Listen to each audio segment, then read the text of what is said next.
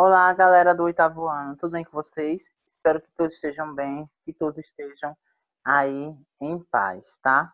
Vai começar agora mais uma aula de história, ok? É em formato hoje de uma revisão, já que estamos aí na reta final do projeto Estude em Casa Itabaianinha, tá?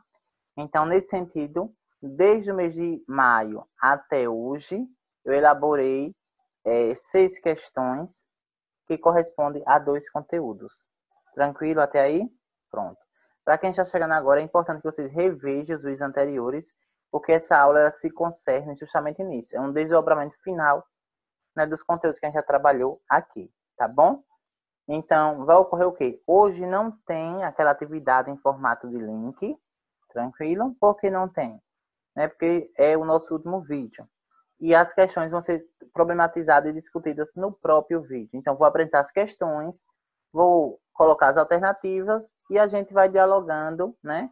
Aí eu vou dando espaço para vocês responderem no seu caderno, tá? Vocês respondem no seu caderno as perguntas e as respostas, tá? Das questões. Ok? Só são apenas 6 questões, então é bem objetivo, bem claro. Eu vou problematizar o contexto, o espaço onde ocorre, quem são os personagens, para ficar bem mais sucinto e bem mais claro para vocês, ok? Prazer, sou o professor Marcos de História e hoje é a nossa última aula de História. Tá ok, galera? E aqui abaixo segue meu e-mail para vocês quiserem enviar sobre os relatos, sobre as experiências de vocês. Aqui abaixo também no comentário, fique à vontade, vocês podem sim compartilhar as experiências. Tudo foi um desafio, foi um desafio para vocês, mas também foi um desafio para nós, que a gente desconhecia, né, as formas de aprendizagem, essa questão de tecnologia, envolvendo aí a tecnologia, né? Parte da minha perspectiva enquanto eu falo, tá bom? Então vamos lá para a primeira pergunta. Um dos primeiros conteúdos que eu selecionei para vocês foi sobre a Revolução Francesa. A Revolução Francesa foi um movimento, né, importante que vai ocorrer lá na história da humanidade, especificamente no país da França, na Europa, mas vai marcar diversos momentos da história, tá? Que está abalizado, que tinha como base aí as ideias iluministas, liberdade, igualdade, fraternidade, e que sustentava e que era contra o regime absolutista, sobretudo a mão de obra escrava, a mão de obra barata, né? Então vai surgir este advento aí que vai trazer novos comportamentos, novos costumes e automaticamente novas formas de viver, sentir e apreciar o mundo. Então a Revolução Francesa ela se enquadra em 3 fases, né? Que eu trabalhei aqui para vocês. E dentro desse contexto aí surge um personagem que é marcado chamado de Napoleão Bonaparte. Napoleão Bonaparte ele vai ficar um longo período como ali representante da França, tá? Como governador da França, mas ao mesmo tempo nesse período ficará conhecido como a Era Napoleônica porque ele criou diversas medidas e práticas que expandia o seu território e automaticamente a própria França, diante do poder bélico e militar que exercia, passou a se tornar uma ameaça para a própria Alemanha, ou perdão, uma ameaça para a própria Europa. E essa ameaça, aos poucos, foram sentidas tanto no viés econômico como também no político. Então, nesse sentido, eu trago a primeira informação, né, a primeira questão, que muitas políticas implementadas durante a era napoleônica destruíram de vez as bases de sustentação do antigo regime absolutista, tá? Que era o poder centrado na mão de uma única pessoa, de uma única família. Entre essas políticas estava, eu quero saber qual foi a medida que foi criada por Napoleão Bonaparte e que colocou fim também à questão do regime absolutista, tá? O Código Civil Napoleônico, a Lei da Guilhotina, a Magna Carta, a Lei das Filipinas, as Leis da Manuelinas. Vejamos, pessoal, a Lei da Guilhotina, quando Napoleão Bonaparte ele assumiu a França, já existia, então não foi implementado por ele, tá? Foram por governos anteriores, aí desde o diretório. Mas a opção correta aqui é a opção A, o Código Napoleão. Foi uma das medidas criadas por Napoleão a fim de tentar extinguir ali o regime absolutista, tá? Vai trazer novos comportamentos, novas formas, novas mentalidades e que vai ocasionar algumas alterações no cotidiano dos franceses, ok? Sobretudo nos territórios que eles passaram a invadir. Tranquilo? Então vamos lá, segunda questão. Em 1806, já coroado imperador da França, Napoleão divulgou um documento estabelecendo o bloqueio continental. Todos os portos da Europa deveriam ser fechados às embarcações inglesas. Podemos concluir que o objetivo desse bloqueio era, quando Napoleão estava no poder, ele criou ali um bloqueio continental, que era justamente o que, pessoal? Fechar todos os portos marítimos da Europa, a fim de que a Inglaterra não conseguisse comercializar com os países da Europa. Nesse sentido, deu-se o nome de bloqueio continental. A Inglaterra ficou impedida de comercializar com os países da Europa. Automaticamente, quem cresceu com isso? A França, porque aí a França passou a ocupar os espaços que até então era da Inglaterra, se tratando das atividades econômicas, da questão de importação e exportação de determinados produtos. Qual era o real objetivo de Napoleão Bonaparte? A Inglaterra era uma das maiores potências mundiais nesse período, mas também a França. Então, nesse sentido, tanto a França via a Inglaterra como uma ameaça, como a Inglaterra via a França como uma ameaça. Nesse sentido, Napoleão Bonaparte criou o bloqueio continental. Aí eu pergunto para vocês. Vou dar até um tempozinho para vocês responderem. Dê uma pausa aí e vocês respondem. Qual era o real objetivo do bloqueio? Letra A. Promover uma aliança entre a indústria inglesa e o comércio francês. B. Garantir impostos sobre as exportações inglesas na Europa. Garantir a exclusividade do francês no comércio com a Inglaterra. C. Cobrar impostos sobre as exportações inglesas na Europa. D. Ampliar o mercado consumidor dos produtos ingleses na França. E. Enfraquecer a economia inglesa. A pessoa economia inglesa é a Inglaterra, tá? E aí? O que vocês acham? Vamos lá. Um tempinho. 1, 2, 3. Dê pausa e vejamos lá. Primeira opção. Promover uma aliança entre a indústria inglesa e o comércio francês? Não, pessoal. A França via a Inglaterra como inimigo. Como é que eles iam criar uma aliança, né? Então, quem marcou a opção A, ela está errada. Garantir a exclusividade dos franceses no comércio com a Inglaterra? Não, pelo contrário. Queria um afastamento, uma exclusão da Inglaterra aqui das relações econômicas com os países da Europa. O bloqueio continental tinha como cobrar impostos sobre as exportações inglesas na Europa? Não, também. Ampliar o mercado consumidor dos produtos ingleses na França? Não, pelo contrário. A França queria reduzir o quantitativo de produtos que vinha da Inglaterra. Então, a opção correta é a letra E. Enfraquecer a economia inglesa era o objetivo do bloqueio continental. E, automaticamente, com isso, a França passaria a ter mais poder, né, sobre os demais países da Europa. A exemplo, tinha mais poder do que Portugal, do que a Espanha, e entre outros. Aí agora aqui, pessoal, as próximas perguntas aqui, ela é sobre a escravidão no Brasil. É outro conteúdo que eu trabalhei aqui com vocês. Então, eu trouxe, a princípio, um enunciado, tá? Um textozinho básico, um trecho, para que vocês consigam compreender, sobretudo, as características e as especificidades. Vejamos. Os africanos foram trazidos do chamado continente negro, né, África, para o Brasil, em um fluxo de intensidade variável. Ok? Verdade. Os cálculos sobre o número de pessoas transportadas como escravos variam muito. Estima-se que entre 1550 e 1855 entraram pelos portos brasileiros 4 milhões de escravos, na sua grande maioria jovens do sexo masculino. Esse trecho ele foi extraído aí do livro História do Brasil, de Boris Fausto, né? Um historiador brasileiro renomeado aqui, ok? Então, sobre a escravidão no Brasil, é correto afirmar que, sobre a escravidão, marca a opção correta. Questão A. Eram chamados quilombos os espaços determinados para alojar os escravos destinados ao comércio e foram fundamentais na estrutura produtiva dos engenhos de açúcar. B. O Dia da Consciência Negra celebra a assinatura da Lei Áurea no século XIX, que proclamou a liberdade dos escravos. C. Aos escravos só restava a rebeldia como forma de reação, a qual se manifestava através do assassinato de feitores, das fugas e até do suicídio. Não havia qualquer forma de negociação em vista das melhores condições de vida por parte dos negros.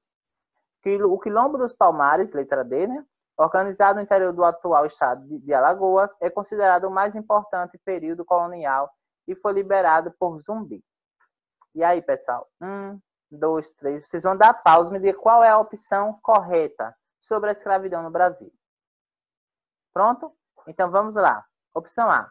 Eram chamados quilombos os espaços determinados para alojar os escravos destinados ao comércio? Não, pessoal. Não era quilombo, era o mercado. Eram chamados mercados os espaços destinados para alojar os escravos destinados ao comércio. Então, essa opção aqui, letra A, ela está incorreta. Opção B. O Dia da Consciência Negra celebra a assinatura da Lei Áurea no século XIX. Sim, a Lei Áurea ela foi assinada, sim, no século XIX. Mas ela não celebra a consciência negra. A consciência negra ela é celebrada dia 20 de novembro, justamente conhecido como o dia da morte de Zumbi dos Palmares. Mas a Lei Áurea ela foi assinada somente no dia 13 de maio de 1889.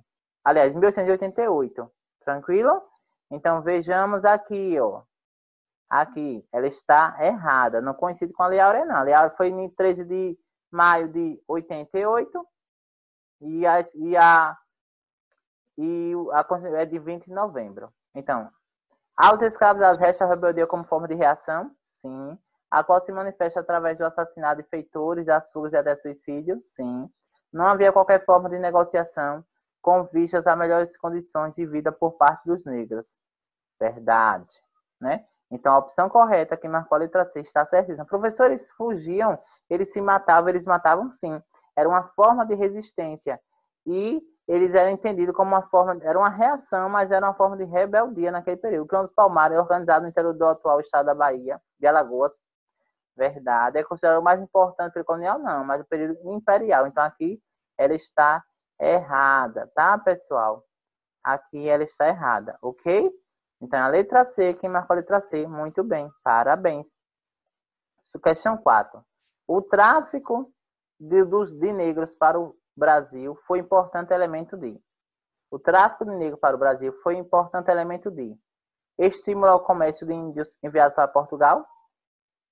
Acesso à mão de obra de baixa rentabilidade econômica. Lucratividade favorecendo a acumulação de capitais na metrópole.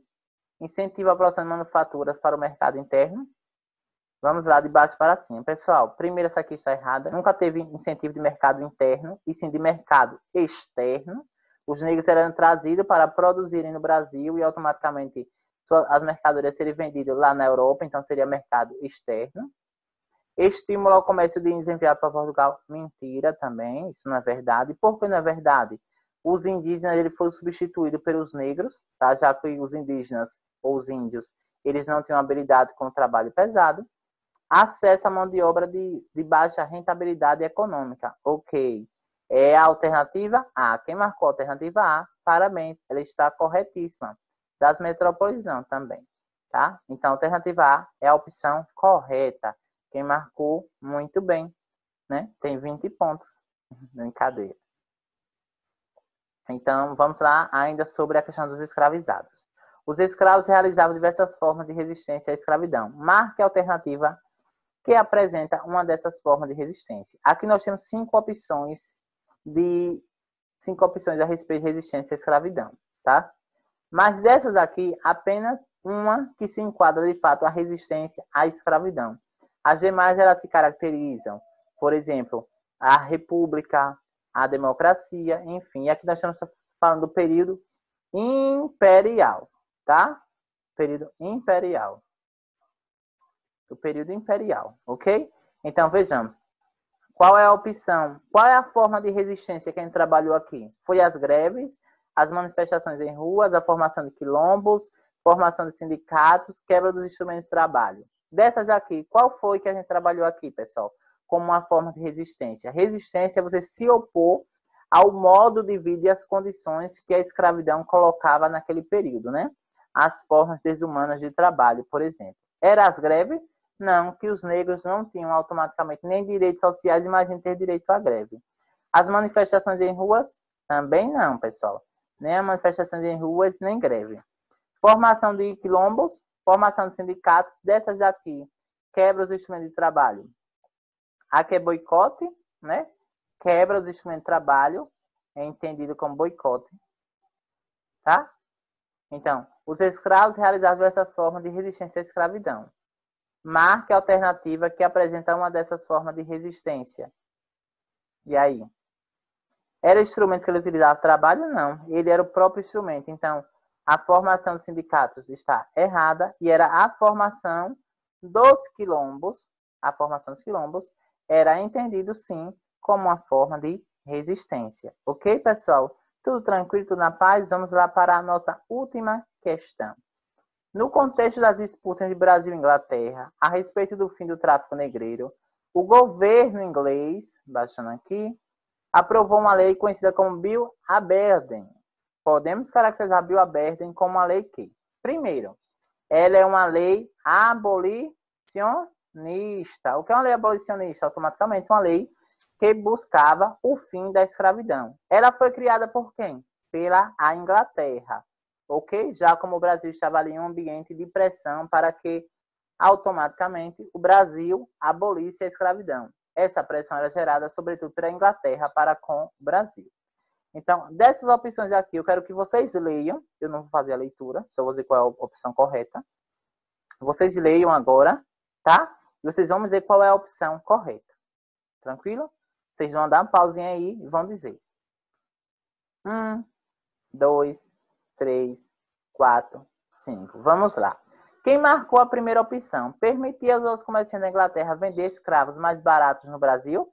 Não. Porque se fosse permitido, pessoal, automaticamente não seria uma lei abolicionista. Porque a lei abolicionista buscava o fim do tráfico negreiro e o fim da escravidão. E não a comercialização dos escravos. Obrigava os brasileiros a comprar apenas escravos da Inglaterra? Não, também. Letra B está erradíssima. Proibia os ingleses de fazerem comércio com os países da Inglaterra? Pessoal, buscava o fim da escravidão e não a comercialização. O mesmo jeito, tá? Estabelecia que apenas a Inglaterra poderia transportar escravos? Não, também. Era o fim do tráfico e não o surgimento de um outro tráfico. E a alternativa correta é a letra E. O objetivo, né, da lei Bill Aberdeen, criada pela Inglaterra, dava aos ingleses o direito de aprisionar navios suspeitos de serem negreiros, prejudicando os brasileiros a dificultar cada vez mais o tráfico de escravos. Isso mesmo, a alternativa é, pessoal. E do mais, está encerrando aqui a aula de hoje. Eu espero que vocês fiquem em paz, fiquem bem. E eu encerro o de hoje com essa seguinte frase. Existem pessoas que tornam a nossa caminhada mais significativa, pela companhia, pelo apoio, pelo carinho e porque nos tornam melhores. E essas pessoas especiais são vocês. Eu agradeço do fundo do meu coração a todos vocês pela participação, pela efetivação, pela devolutiva das atividades, que vocês continuem sendo esses alunos exemplares, e vocês são incríveis, podem realizar seus sonhos sim, não deixe que o mundo diga não, que vocês são capazes sim, tá bom? Agradeço também de forma bem especial a vocês pais, tá? E responsáveis, por sempre apoiar os seus filhos, por estimular e por incentivar, e por abraçar o projeto desde o início. Agradeço a Secretaria de Educação de Itabaianinha, né?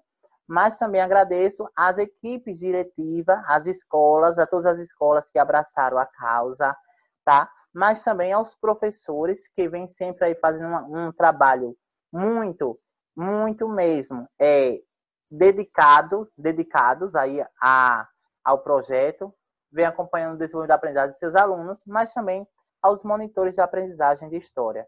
Um forte abraço. Eu espero que o ano 2021 seja de paz, né, de prosperidade, amor, saúde e respeito, pessoal. Não esqueçam de deixar o seu comentário aqui sobre as suas experiências. Nós passamos por desafios sempre.